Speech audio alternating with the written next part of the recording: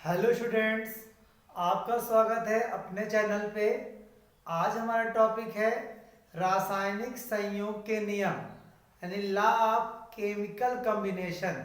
यानी कि कुछ हमारी जो अभिक्रियाएं होती हैं वह कुछ नियमों पर आधारित होती हैं। तो आज हमारा पहला नियम पढ़ेंगे, हम देखेंगे।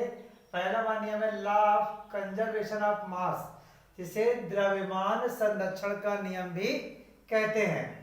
इस नियम को रशियन वैज्ञानिक M.V. लोमोनोसोव 1756 ईस्वी में, और हमारी जो एनसीईआरटी बुक है उस एनसीईआरटी बुक के अकॉर्डिंग यह नियम लेवेजियन ने 1789 1789 ईस्वी में दिया। और यह नियम कहता है कि द्रव्य को ना तो बनाया जा सकता है, द्रव्य को ना तो बनाया जा सकता है और ना तो नष्ट किया जा सकता है। अतः अभिक्रिया में पदार्थों का कुल द्रव्यमान संरक्षित होता है। पदार्थों में कहा गया बेटा कि जो पदार्थों का कुल द्रव्यमान होता है वह क्या होता है, वह संरक्षित होता है। अर्थात अभिक्रिया के पूर्व पदार्थों का कुल द्रव्यमान और प्रक्रिया के उपरांत पदार्थों के कुल द्रव्यमान के बराबर है। जितना अभिक्रिया के पूर्व द्रव्यमान होगा उतना ही अभिक्रिया के पश्चात द्रव्यमान होगा। अब बेटा हमारा एग्जाम्पल देखो दे रखा है। HCl यानी किसी अम्ल की क्रिया क्षार से कराते तो बनता है लवण और जल। तो अगर बेटा द्रव्यमान देखें यानी मास देखा जाए, यहाँ देखिए H कितना होता है 1, Cl का होता है 35.5, दोनों अगर ऐड कर दे बेटा हम, यहाँ पर Na का 23 होता है, O का 16 होता है, H का होता है 1। तो यहाँ पर हम ऐड करने को तो कितना हो जाएगा, 35 हो जाएगा 36.5 हो जाएगा, यहाँ पर हो जाएगा 6 1 7 7 3 10 यानी कि 40 हो जाएगा। फिर यहाँ देखिए कितना बेटा, दोनों को जोड़ेंगे कितना आएगा, यानी अभिक्रिया के पूर्व द्रव्यमान कितना होगा, तो देख सकते हैं 5 रहा, 6 रहा, ठीक है, 4 3 कितना हो गया 7, यानी कि जो कुल इसका जो मास है, यानी जो मास होगा HCl और NaOH यानी अभिक्रिया के पूर्व जो मास होगा कितना है 76.5 U है।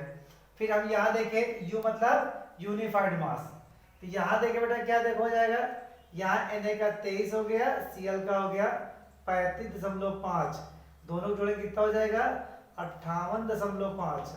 यहाँ देखेंगे बेटा तो 2 + 16 कितना हो गया 18 हो गया। जोड़ेंगे बेटा कितना देखा जाएगा, ये तो जोड़ने पे कितना हुआ, जोड़ने पे दोनों को अगर जोड़ा जाए तो भाई 5 रहा ही रहा, 8 8 16 हो जाएगा, 8 8 16 हो गया, और फिर 5 1 6, 6 5 1 6 कैरी का 76.5, देखिए 76.5 U, यानी कि अभिक्रिया के बाद हमारा जो बनता है उसे प्रोडक्ट कहते हैं। अभिक्रिया के जो पदार्थ पहले होते हैं उन्हें क्या कहता है, उन्हें अभिकारक कहता है। यानी अभिकारकों का कुल द्रव्यमान कितना है 76.5 U है, और उत्पाद यानी NaCl और जल इन दोनों का भी मास कितना है 76.5।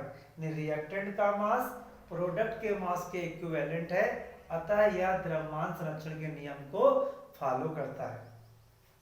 फिर बेटा हमारा सेकंड नियम है law of constant proportion. Law of constant proportion यानी स्थिर अनुपात का नियम। यह नियम फ्रेंच वैज्ञानिक J.L. प्राउस्ट ने 1797 ईस्वी में दिया। इस नियम के अनुसार एक यौगिक में निश्चित प्रकार के तत्व एक निश्चित भारानुपात में संयुक्त होते हैं। और कहा गया कि ये भी बेटा कहते हैं कि अगर हमारा पदार्थ किसी भी विधि से प्राप्त किया गया हो, जैसे जल की बात आती है तो जल चाहे तो समुद्र से आया हो, चाहे वर्षा का आया हो, या नहर से आया हो, या तालाब से आया हो, यहाँ तक कि लैब में भी अगर बनाया गया है, इसे लैब में भी बनाया गया तब भी हाइड्रोजन व ऑक्सीजन का भारानुपात 1:8 होगा। तो बेटा कैसे, देखिए हमने कहा कि H2 की बात की गई तो तो H2O में मास देखेंगे 2 हो गया, O का 16 होता है, सिंप्लीफाई करेंगे कितना हो जाएगा 1 रेशियो कितना हो जाएगा 8 हो जाएगा। तो ये हमारे जो है यही हमारा क्या है स्थिर अनुपात का नियम। इसे राइट डाउन करें आप लोग।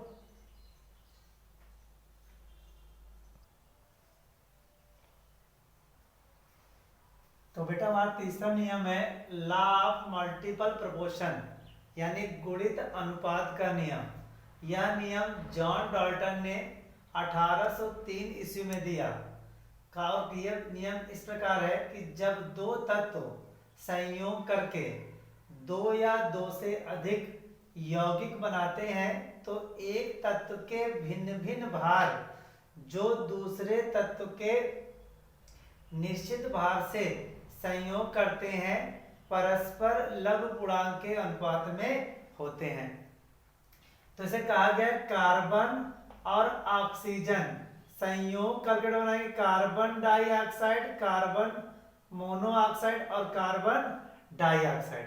Carbon monoxide, carbon dioxide in सब में जो कार्बन है उस कार्बन का बेटा क्या मास है, इस कार्बन का जो द्रव्यमान है वह 12 ग्राम है और इन दोनों में निश्चित है। और इसमें ऑक्सीजन 16 ग्राम है और CO2 में क्या है 32 ग्राम है। तो कहा गया कि एक तत्व के भिन्न भिन्न भार दूसरे तत्व के निश्चित भार से संयोग करते हैं तो भिन्न भिन्न भार वाले भारों का अनुपात लिखा है, भिन्न भिन्न भार जो दूसरे तत्व के निश्चित भार से संयोग करते हैं यानी 16 ग्राम कार्बन 12 ग्राम 16 ग्राम ऑक्सीजन और 32 ग्राम ऑक्सीजन से क्रिया करता है। तो इन ऑक्सीजन का इसमें द्रव्यमान का जो अनुपात कितना होगा 16:32 या 1:2 जो कि क्या है लघु पूर्णांक अनुपात है। फिर चौथा हमारे पास है लॉ ऑफ गैलुसैक। गैलुसैक का नियम। तो बेटा ये नियम 1808 ईस्वी में जो है गैलुसैक वैज्ञानिक का नाम भी क्या था गैलुसैक था। तो गैलुसैक ने यह नियम 1808 ईस्वी में दिया और बताया कि जब गैसें परस्पर रासायनिक अभिक्रिया करती हैं, जब गैसें परस्पर रासायनिक अभिक्रिया करती हैं तो समान ताप और दाब पर उनके अभिकारी आयतनों में सरल अनुपात होता है। और यदि अभिक्रिया में बना उत्पाद भी गैस हो तो उनमें भी क्या होता है एक सरल अनुपात पाया जाता है। अब बेटा देखिए अगर हम H का देखें तो इसमें जो हमारी हाइड्रोजन गैस है इसका वैल्यूम कितना हो गया 1 वैल्यूम, इसका वैल्यूम भी कितना हो गया 1 वैल्यूम, इसका तो वैल्यूम कितना हो गया 2 वैल्यूम। तो हम देखेंगे कि हमारे जो H2 और Cl2 और जो हमारा HCl है इसका अनुपात क्या हो गया 1:1:2 यानी 1:1:2 जो कि क्या है लघु पूर्णांक अनुपात है। फिर बेटा हमारे पास है पांचवा अवगाद्रो लॉ, अवगाद्रो का नियम।